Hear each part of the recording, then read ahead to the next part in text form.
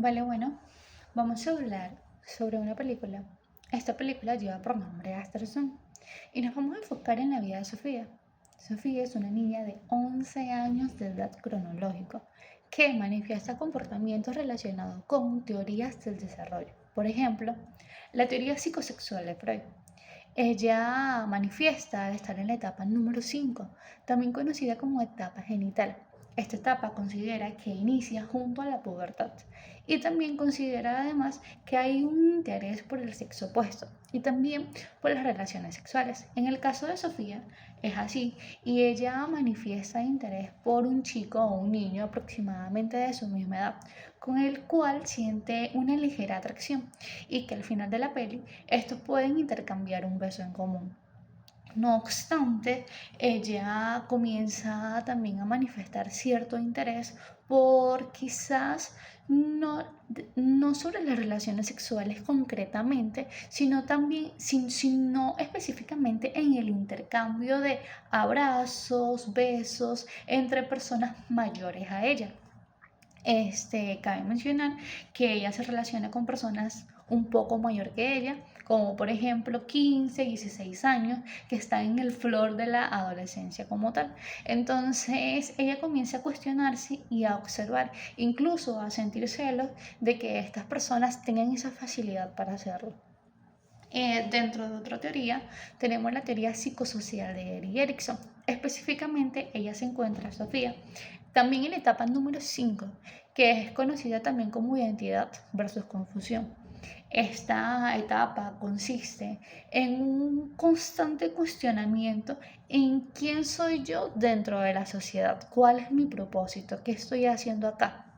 Y de hecho, ella, Sofía, manifiesta esa incertidumbre, hay un constante cuestionamiento de que quién soy yo y además a pesar de su corta edad, ella se atribuye o considera que es una persona bastante mayor, tomando en cuenta que solo tiene 11 años. Ella habla directamente, no titubea y puede expresarse de forma natural en conversaciones que quizás todavía no sean de su interés. Este, Aún así, ella se interesa mucho en cómo hago yo para aplicarme o socializarme dentro de esta población que me rodea que es mayor que yo y por lo tanto actúa de dicha manera. Tomando en consideración eso, esto lo podemos relacionar con la etapa de aprendizaje a través de la observación, también conocido como aprendizaje vicario de Bandura. Bandura dice que nosotros podemos aprender a través de la observación y podemos hacerlo tanto consciente como inconscientemente. Es decir, yo puedo tomar comportamientos que no son míos simplemente por haber visto algo y querer repetirlo. Es el caso de Sofía. A pesar de que solo tiene 11 años de edad, ella comienza a manifestar comportamientos que antes no tenía y se le da de forma no natural, sino que hay un sobreesfuerzo. Y este sobreesfuerzo viene de porque lo observé en personas mayores y yo también quiero hacerlo porque como ya se dijo antes, este a pesar de que soy pequeña, siento que tengo la capacidad o que yo también debería hacerlo porque este es mi entorno. Esto es algo totalmente natural para mí.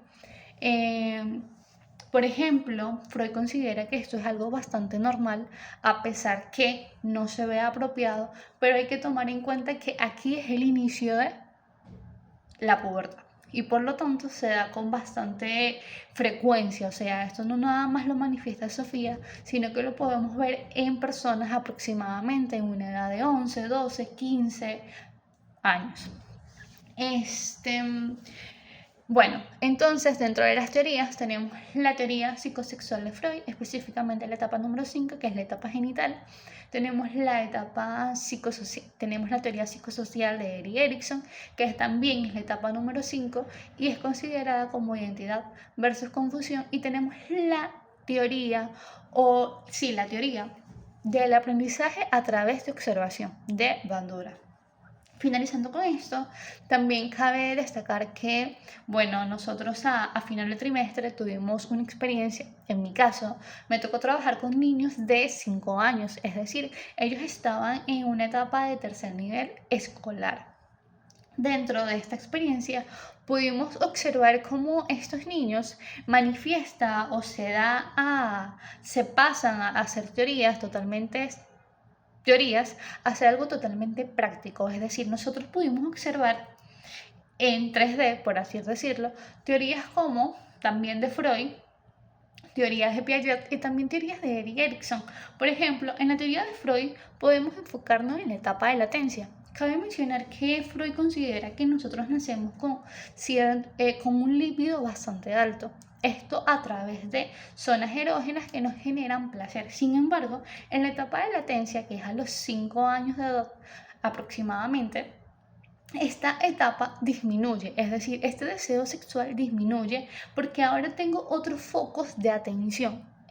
Ahora me puedo enfocar en la escuela, me puedo enfocar en mis compañeros de clase, me puedo enfocar en mi aprendizaje. A la hora de llegar a casa tengo deberes y entonces ya tú no estás como que buscando quién soy niño, no soy niña, qué debería hacer, sino más que todo qué hago acá yo. No obstante, también tenemos en la etapa de Erik Erikson la etapa de iniciativa versus culpa. Cabe mencionar que aquí inicia lo que son este rol social, este juicio moral, qué está bien y qué está mal. O sea, ya yo como un niño de 5 años, yo no me atrevo a salir a la calle sin ropa. Y no precisamente porque alguien te lo haya dicho, sino que lógicamente ellos van considerando, van tomando en cuenta el entorno de forma social y dicen, no es común, al menos en la calle, estar sin ropa.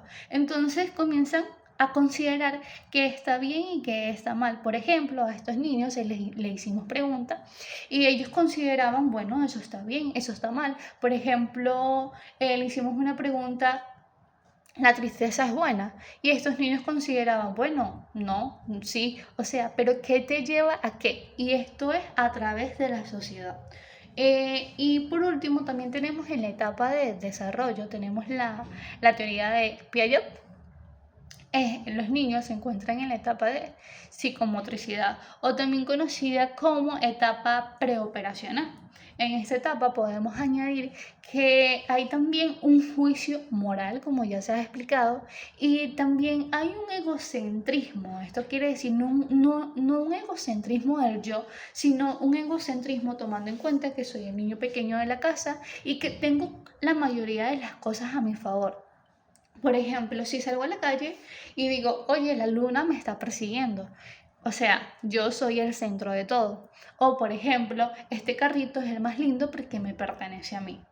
Tienen esa idea, pero es porque vienen de un hogar, sí, de un hogar donde yo soy el centro. Entonces eso todavía se sigue manifestando.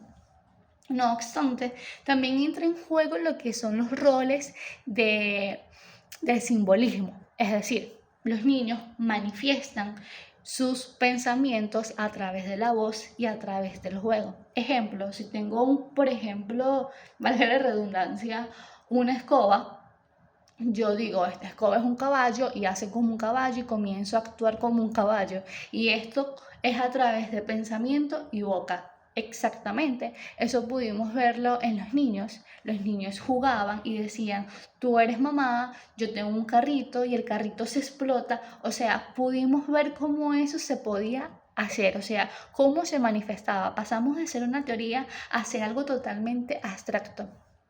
Cabe mencionar entonces que también tenemos tres teorías en esta experiencia, que es Freud con la etapa de latencia, tenemos a Erik Erikson con la etapa de identidad, perdón, con la etapa de culpa versus iniciativa y tenemos la etapa de Piaget, que es la etapa preoperacional.